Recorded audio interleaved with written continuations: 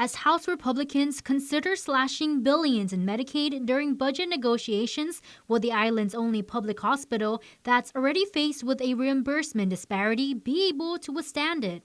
Our hospital, for instance, about 63% of the population that goes to GMH is under those programs. So it would be very challenging for the hospital to make up any possible cuts that we have to the Medicaid program in Guam.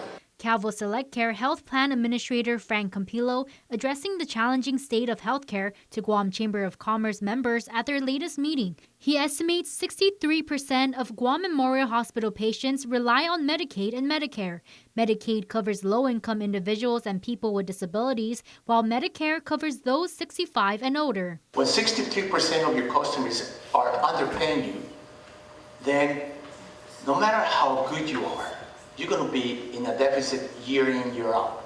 No matter how great of a management you have, a management team, you can have Elon there today, and I tell you that you won't be able to make it, okay? Compared to Guam Regional Medical City, GMH is at a, quote, significant disadvantage despite having more beds and providing the same services. But if you compare the Medicare adjustment that GMH has versus the Medicare adjustment that GRC has, GMH gets paid significantly less by Medicare. And when you get paid less by Medicare, you also get paid less by Medicaid. And that's because GMH has been on something that is called the TEFRA adjustment. Under the 1982 Tax Equity and Fiscal Responsibility Act, or TEFRA, the federal government does not fully reimburse GMH for costs of providing Medicare and Medicaid services. Every single administration has had the same challenges with GMH. Same challenges. And again, we go back to what I just said earlier. When you get in underpaid, there is no way that you can get out of that sinkhole.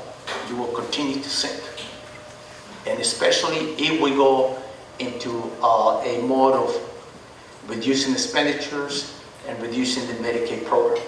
So where do we go from here? President Trump says, drill, drill, drill, drill, drill. I said, build, build, build. Campillo supports getting a move on building a new hospital, though he says he'll leave the where to politicians. But first, former Chamber Chairman Ernie Galito says the cap on the Medicaid match needs to be eliminated.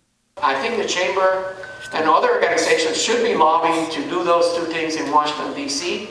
Because at the end of the day, it is our healthcare system locally that needs to be addressed.